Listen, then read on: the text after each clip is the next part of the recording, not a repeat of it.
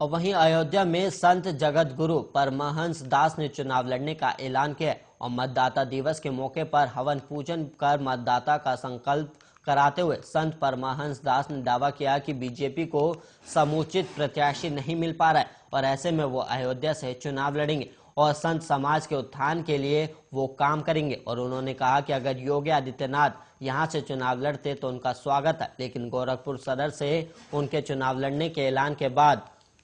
संत परमहंस दास ने चुनावी ताल ठोककर सियासी सरगर्मी बढ़ा दी है। और वहीं संत परमहंस दास ने कहा कि भगवान राम की नगरी का प्रतिनिधित्व संत समाज ही करेगा और इसके साथ ही उन्होंने कहा कि अगर मौलवियों को तनख्वाह दी जा सकती है तो वो भी अयोध्या में संत समाज के लिए 40,000 रुपए तनख्वाह दिलवाएंगे और इसके साथ ही मठ मंदिर की बिजली पानी भी मुफ्त कराने का वादा किया। और उन्होंने कहा कि अगर बीजेपी उन्हें टिकट देती है तो ठीक है, नहीं तो वो निर्दलीय चुनाव लड़ेंगे। और वहीं संत परमहंस दास ने कहा कि अयोध्या के साधु संत भिक्षा मांगकर मठ मंदिर का संचालन करें और संत समाज को जो सम्मान मिलना चाहिए वो तभी मिल पाएगा जब उनके विचारधारा का कोई जनप्रतिनिधि हो और इसलिए मैंने चुनाव लड़ने का फैसला लिया है। और उन्होंने कहा कि वो बीजेपी से खुद के लिए टिकट नहीं मांगेंगे और इसके साथ ही उन्होंने अपने कामों का भी बखान किया। और जगत गुरु ने कहा कि उन्होंने राम मंदिर निर्माण के लिए आमरण अनशन किया है, अयोध्या में मांस और मदिरा के प्रतिबंध करने के लिए जन आंदोलन किया और वो सफल भी हुए। और इसके साथ ही वो जनसंख्या नियंत्रण, कॉमन सिविल कोड, गोरक्षा जैसे मामलों के लिए लगातार आवाज उठाते रहे हैं।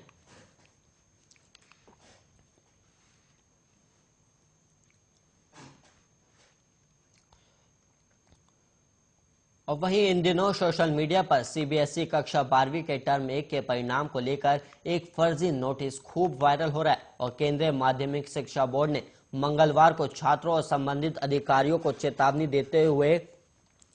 और